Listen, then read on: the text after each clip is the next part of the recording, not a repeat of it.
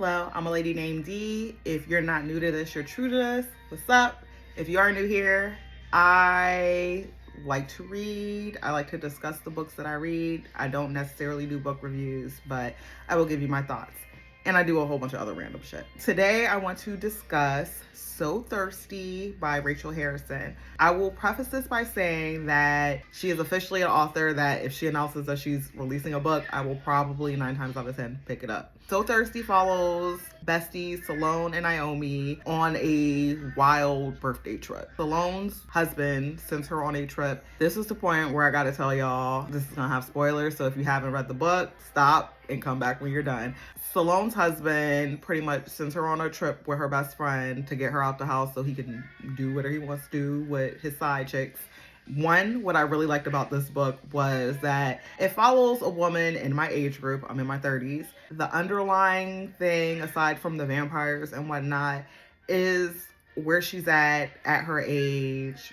She's in a place where I feel like a lot of people in their 30s are, where she doesn't know where she's doing. She's in this marriage that she doesn't really want to be in. That's one of the big things. She acknowledges that the reason why she's in this relationship is because she's comfortable. Like, that's just what she knows, and she fears the unknown.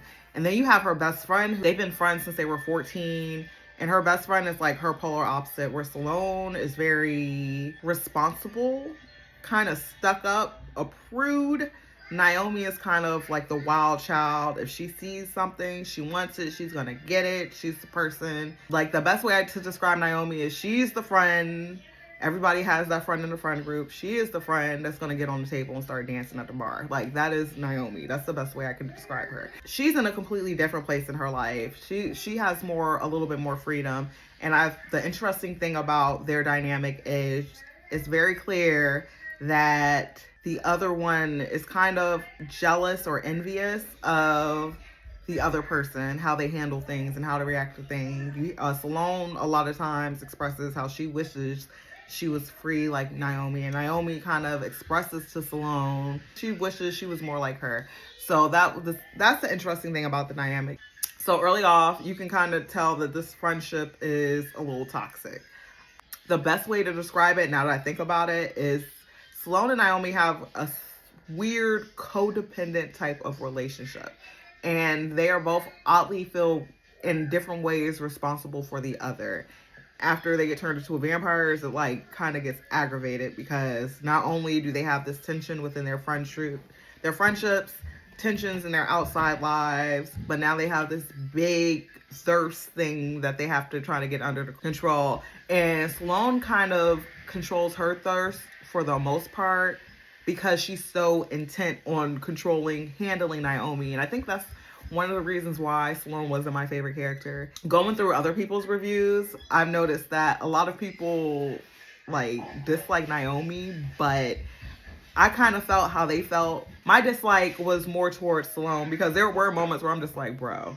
And this is for Naomi. They're like, really? But at the same time, Salone, you're a grown-ass woman. If your friend drags you to an orgy party, you don't have to stay. Like, get out. Drag her ass up out of there.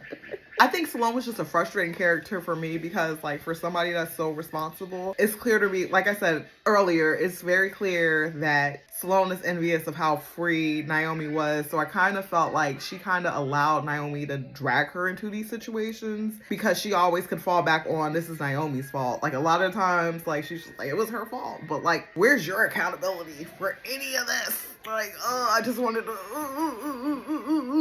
And like I said, like, Naomi is not the most responsible person. What they really needed was me, because I'm down to have fun, but I'm also responsible. So I'll be like, I can be the voice of reason. There's just certain moments where I'm just like, girl, this is actually your fault. For instance, the best example, in my opinion, was when they went to Naomi's boyfriend for her to break up with her boyfriend. Like, girl, like, you knew that was not a good idea. Or the gas station, when she left Naomi in her cars to pay for the gas. Like, girl, you knew that. Like, she sat there and watched everything happen. And, like, at no point did she want to intervene, but then she blamed her friend for everything. Like, stop. Like, the car crash was in a way Naomi's fault, but if I'm driving somebody's like, just go. I'm not gonna go until I'm ready to go. Bitch, I'm driving. You could have drove. Just saying. I say all that to say I really enjoyed this book. It was definitely a fun ride. It's not a vampire book to like, it's not like a serious like horror book. Like there's a lot of satire, and I think that's what I like about Rachel Harrison's book is like she always infuses a lot of satire. It's fun. It just like it was an enjoyable book. I definitely think that you should check it out. Definitely let me know if you have read it. What were your thoughts? Do you agree with anything I just said? Bye.